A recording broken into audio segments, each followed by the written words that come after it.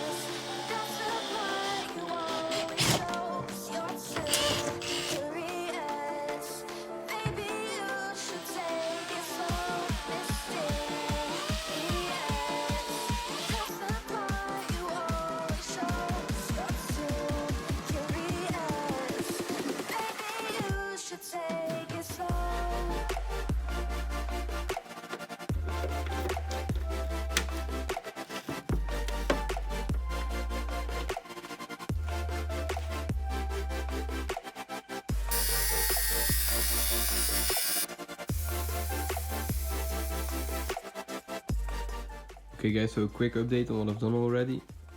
As you can see, these two are mounted. They are all good. Here on the bottom, they are mounted as well. I had to tweak the black spacers a little bit because they were pretty big. They needed to be smaller, so now it's sturdy. Then moving to this side, I'm gonna have to replace that bolt, but it was the only one of the correct length I had. There's all good. And then here I had to play a little bit with the spacer because it's not an even surface. So I made that a little bit angled so we can bolt it on right. And then here, as you can see, there's still a support missing, one like that, but that is drying over here. That one I made myself, the other one came with the Kart, but just put a little bit of chrome paint on it. So that's gonna be really nice. Yeah, that's pretty much it. Now I'm gonna have to wait for some parts to arrive.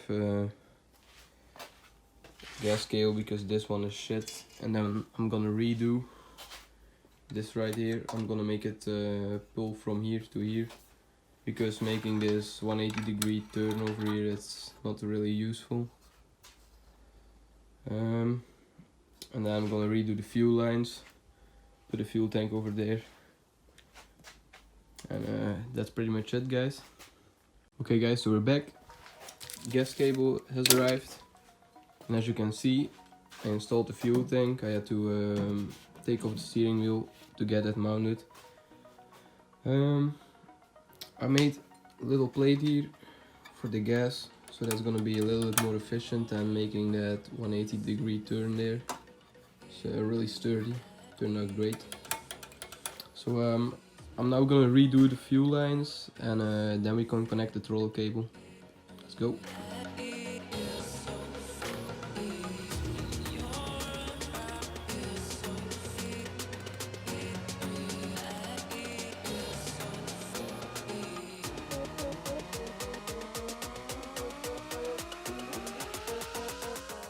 Okay guys, so as you can see, the fuel lines are all installed, but I was a little short, so I'm gonna do the return line and the old fuel line for now. So I'm gonna do that, and then we can go and get to the throttle cable.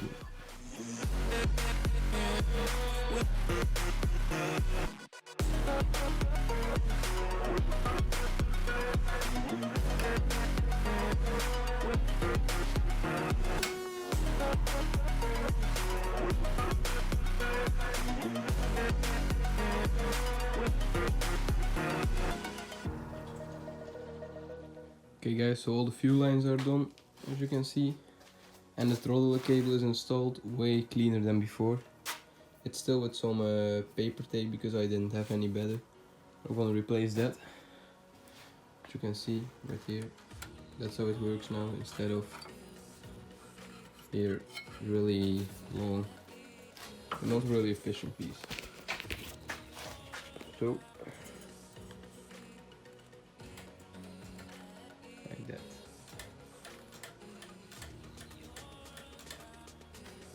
Okay, so now that all of that is done, I think it's time to put the wheels on, and we can drop her down.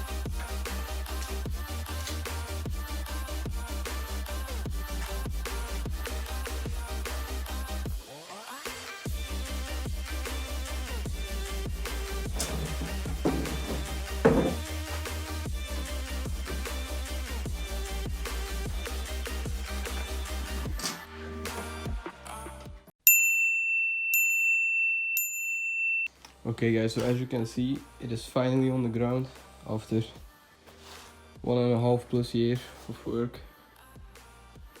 So yeah, really proud at how it turned out. So we just need to do a few final touches, like installing the brake fluid, setting where it is gonna be. Same for the throttle, you just gotta connect that up. And then the last major thing to do is the exhaust. But you guys will be seeing that in one of the next videos. So thanks for watching, I hope you enjoyed, and I'll see you in the next video.